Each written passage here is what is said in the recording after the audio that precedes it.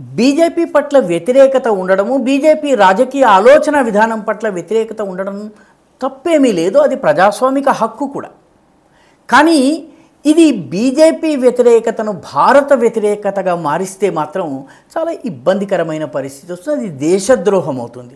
తృణమూల్ కాంగ్రెస్కి చెందినటువంటి loud mouth MLA MP అయినటువంటి కళ్యాణ్ బెనర్జీ లోక్సభలో ఆపరేషన్ సింధూర్ పైన చర్చ సమయంలో పూర్తిగా ఆజాద్ కశ్మీర్ అన్న పదాన్ని కావాలని ఒకసారి కాక పలుమార్లు ఉపయోగించారు. ఆజాద్ కశ్మీర్ అన్న పదాన్ని మనం ఉపయోగించాం. పాక్ ఆక్యుపైడ్ జమ్మూ కాశ్మీర్ అంటాము. కానీ ఆయన కావాలని దీన్ని ఉపయోగించారు. అంతేకాకుండా మన సైనికులు నిర్వహించేటటువంటి సైనిక విన్యాసాలు కానీ, మిలిటరీ ఆపరేషన్స్ కానీ వీటిని కూడా వ్యంగ్యంగా అభినయిస్తూ వెటకారం చేశారు.